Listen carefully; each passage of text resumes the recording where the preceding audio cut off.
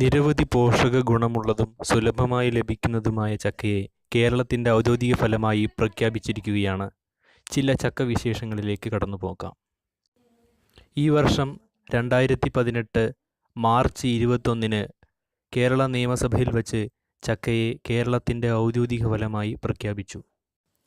Sri Lanka, Vietnam തുടങ്ങിയ വിദേശ രാജ്യങ്ങളിൽ വൻ ഡിമാൻഡുള്ള ചക്ക അതിൻ്റെ ഈറ്റില്ലമായ ഇന്ത്യയിലെ കേരളം പോലുള്ള സംസ്ഥാനങ്ങളിൽ അവഗണിക്കപ്പെടുന്നത് കണ്ട് അതിൻ്റെ കാരണം അന്വേഷിച്ചിറങ്ങുകയായിരുന്നു വടക്കൻ കേരളത്തിലെ ഒരു സ്വതന്ത്ര പത്രപ്രവർത്തകനായ ശ്രീ ഭദ്രെ.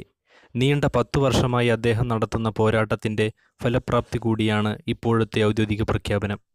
ചക്കയുടെ ഗുണമേന്മകളെക്കുറിച്ച് കിട്ടാവുന്ന വിവരങ്ങളെല്ലാം ശേഖരിച്ച് അദ്ദേഹം അടികൈ പത്രികൈ എന്ന കന്നഡ മാസികയിൽ നിരന്തരമായി ലേഖനങ്ങൾ എഴുതി. 340 വർഷം മുൻപ് പ്രസിദ്ധീകരിച്ച പോർച്ചുഗീസ് ഗ്രന്ഥമായ ഹോർത്തൂസ് മലബാറിക്കസ് എന്ന പുസ്തകത്തിൽ ചക്കയെക്കുറിച്ച് പരാമർശിക്കുന്നുണ്ട്. മൾബറി കുടുംബം എന്നറിയപ്പെടുന്ന മൊറേസിയെ സസ്യകുടുംബത്തിലെ അംഗമാണ് പ്ലാവ്. ശാസ്ത്രീയ നാമം അട്രോകാർപ്പസ് ഹെട്രോഫൈലസ് എന്നാണ്. 10 മുതൽ 15 മീറ്റർ വരെ ഉയരത്തിൽ വളരുന്ന നിത്യഹരിത വൃക്ഷമാണ് പ്ലാവ്. സമുദ്രനിരപ്പിൽ നിന്ന് 450 മുതൽ 1200 മീറ്റർ വരെ ഉയരത്തിലുള്ള നിത്യഹരിത വനങ്ങളിലാണ് ഇതിൻ്റെ ആവിർഭാവം. തെക്കുകിഴക്കൻ ഏഷ്യയിലാണ് ഇതിൻ്റെ ജന്മദേശം. പശ്ചിമഘട്ടത്തിൻ്റെ കേരളം ഉൾപ്പെടുന്ന തെക്കേയറ്റത്ത് മഴക്കാടുകളിലാണ് ഉദ്ഭവം. ചക്കയുടെ ജന്മദേശം ഭാരതം തന്നെയായിരുന്നു എന്നാണ് കണക്കാക്കപ്പെടുന്നത്.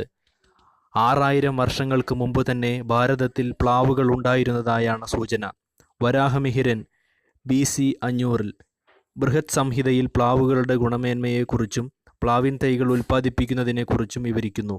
അശോക ചക്രവർത്തി യാത്രക്കാർക്ക് വിശപ്പടക്കാനും തണലൊരുക്കാനുമായി നാട്ടിലുടനീളം പ്ലാവിൻ തൈകൾ നട്ടുപിടിപ്പിച്ചിരുന്നു. ഭക്ഷ്യയോഗ്യമായ ഏറ്റവും വലിയ ഫലമാണ് ചക്ക. 100 ഗ്രാം ചക്കയിൽ അടങ്ങിയിരിക്കുന്ന പോഷകമൂല്യം മറ്റു പല ആഹാരപദാർത്ഥങ്ങളെക്കാളും അതിശയിപ്പിക്കുന്ന തരത്തിലുള്ളതാണ്. രോഗപ്രതിരോധ സംവിധാനത്തെ സഹായിക്കാനും ക്യാൻസറിനെ പോലും പ്രതിരോധിക്കാനും കഴിവുള്ളതാണ് ഈ ഫലം.